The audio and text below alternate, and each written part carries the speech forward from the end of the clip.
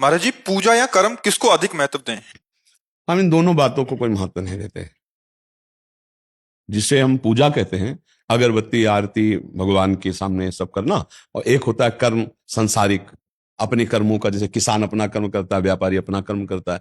ये दोनों का महत्व नहीं, हम उसमें महत्व देते किसके लिए कर रहे हो, बस इसका महत्व होता है। जैसे आप अभी बताया ना आपको कि पीछे वाले बैच में एक ने कहा भगवान की वो पूजा करते हैं, लेकिन वो सब करते हैं, हाँ मतलब उनके ऊपर असर नहीं ना, तो बेकार हुई ना उनकी पूजा। एक आदमी संसार के सारे कार्य करता है, शराब पीता है, मांस खाता है, व्यभिचार करता है, और बहुत अच्छे मेहनत से कार्य करता है, बेकार हो गया ना। आपका उद्देश्य क्या है पूजा करने का, और आपका उद्देश्य क्या है कर्म करने का। कर्म और पूजा खास बात नहीं, आपका उद्देश्य खास बात है। हमारी बात समझ रहे ना? अब आप किस बात को लेकर के दोनों का हिसाब करना चाहते हैं, पूजा और कर्म का? आप बोले ना, तब हम आपके उद्देश्य को समझें। गुरुजी पूजा करते हैं ताकि मतलब गलत चीजों से बच सकें, और कर्म ये है कि मतलब किसके लिए क्या करते हैं, मतलब कि किसकी मदद कर सकते हैं, किसके लिए क्या अच्छा कर सकते हैं। बहुत सुंदर, हाँ बहुत सुंदर। अब जैसे आपका प्रश्न का खुलासा हुआ, हम भगवत आराधना से बल प्राप्त करते हैं दोषों के त्याग के लिए, बहुत सुंदर बात। और हम जो कर्म करते हैं उससे जो हमें अर्थ प्राप्त होता है, उससे हम अपने परिवार की, अपने समाज की सेवा करते हैं। यही भाव तो आपका है। ये दोनों बराबर है।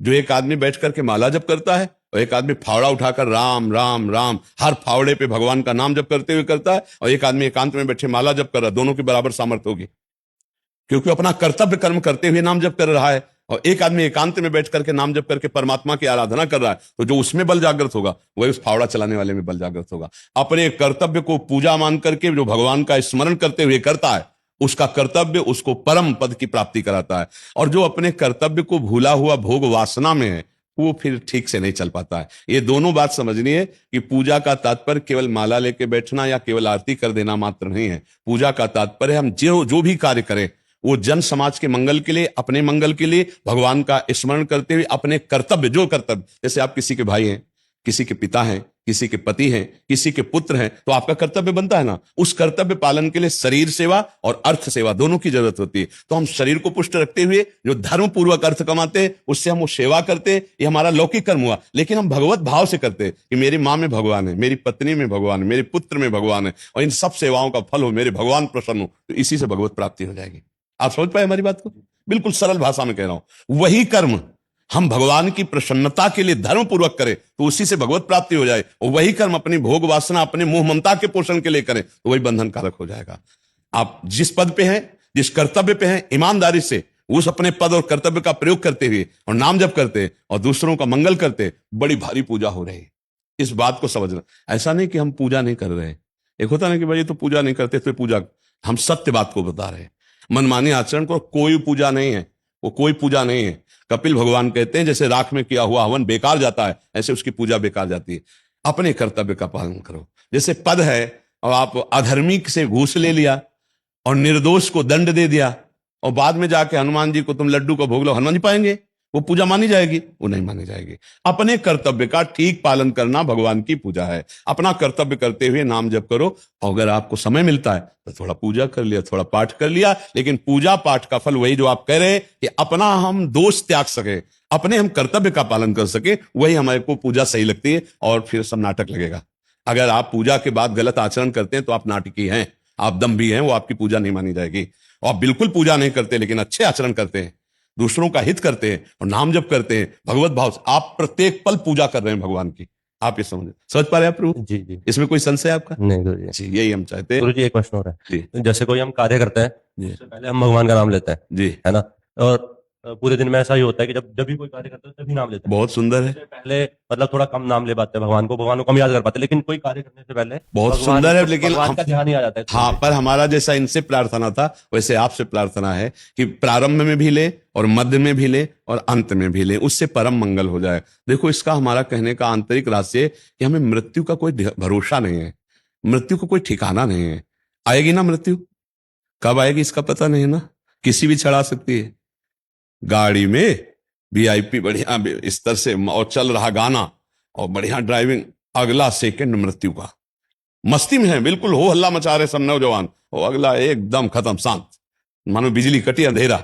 ऐसे मृत्यु आती, कुछ भरोसा नहीं कब कहां कैसे आ जाए। तो अगर हम रामकृष्ण हरि राधा राधा रट रहे हैं, राधा हमारी मृत्यु हो गई, अब हमारे को भगवत प्राप्ति होगी, हमारी दुर्गति नहीं होगी, हमें नरक नहीं जाना पड़ेगा। इसलिए हम कहते हैं उठते बैठते चलते फिरते अगर नाम जप करोगे तो इस लोक में भी मंगल रहेगा और आपका परलोक भी बन जाएगा, आपको परम गति प्राप्त हो जाएगी। जिनका नाम आप प्रारंभ में लेते हैं ये तो आपके ऊपर बड़ी कृपा है कि कोई कार्य करने के पहले भगवान का स्मरण करते हैं। लेकिन हमारा आंतरिक जो कहने का रहस्य है कि पता नहीं कब मृत्यु आ जाए, बैठे बैठे आ जाती है, नाचते नाचते आ जाती है, कवल तोड़ा और मृत्यु आ गई, दिल फेल हो गया। उस समय हमको भगवत स्मरण रहित अगर जीवन गया तो फिर हमारे कर्मों का हिसाब होगा, शुभ और अशुभ। और अगर नाम जप करते हुए शरीर छूट गया तो सब कर्म विध्वंस हो जाएंगे, हमारी भगवत प्राप्ति हो जाएगी। इसलिए हम सबको कहते हैं उठते बैठते, जैसे भैया से कहा नारायण नारायण कहो ना, कभी भी मृत्यु आ सकती है ना। इसलिए हर समय आपको याद है कि आपको जाना है, यही जानकारी हम रोज देते हैं सुबह, ए मरोगे होश में।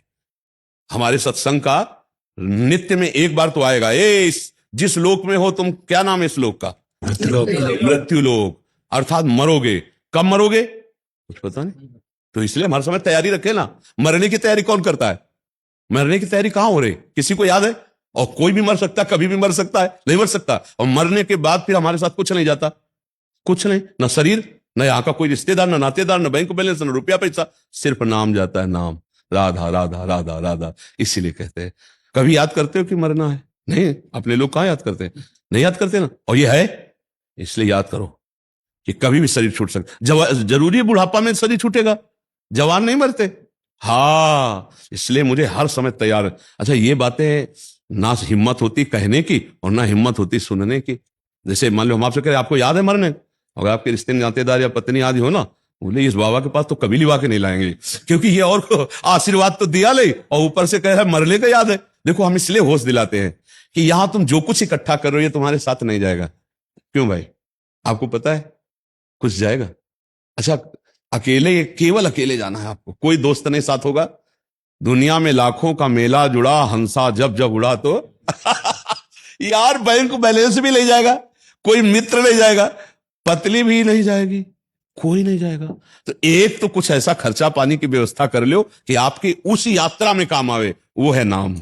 इसलिए हम सबको कहते हैं नाम जप करो। और याद रखो कि तुम्हें जहां कितने साल हो गए रहते हुए इस शरीर में? सर 27-28 साल हो। 27-28 साल हो गए। ऐसे गए, अभी लग रहा है कल है, नहीं लग रहा? 27-28 साल लग रहा है कि कल गए, मतलब कल जैसा लगता है।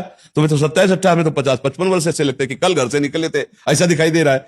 और अब कितने मिनट है पता नहीं, कितने सेकंड है पता नहीं। हमारे समय अलर्ट रहते हैं क्योंकि किडनी फेल है, कभी भी बुलावा आ सकता है मालिक का, कभी भी। तो हमारी तो फेल है तो हमें पता है, तुम्हारी पास होते हुए फेल है नहीं कब किस समय कहां। इसलिए भाई हर समय राधा राधा रटो, और बहुत कृपा है आपके ऊपर जो आप भगवान का आश्रय लिए हुए हैं, और सच्चे कर्म करो। कोई नशा तो नहीं करते?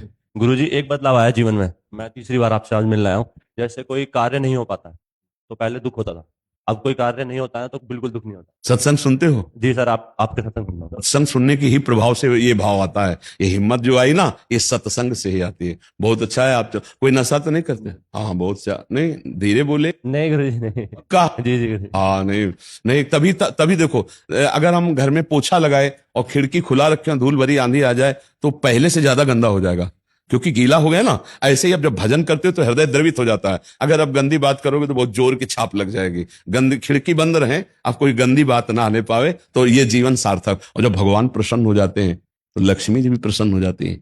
नारायण प्रसन्न तो लक्ष्मी जी प्रसन्न। अच्छा, लक्ष्मी जी प्रसन्न होती तो कहां से कैसे आते कुछ पता नहीं चलता।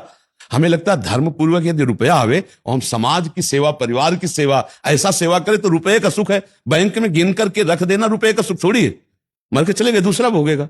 और दूसरा जब पाता है तो उसको कुमार्गामी भोगता है, क्योंकि उसने कमाया तो है नहीं। और जो कंजूस आदमी होता है कमा कमा कर केवल इस बात का सुख कि अब 90 हो गए, अब 92 हो गए, 95 हो गए, इस सुख में रहता है। धर्म पूर्वक कमाओ और धर्म का प्रयोग परिवार और समाज की सेवा में लाओ, और देनहार तो भगवान है, वो आगे आगे व्यवस्था करते जाएंगे। ठीक है।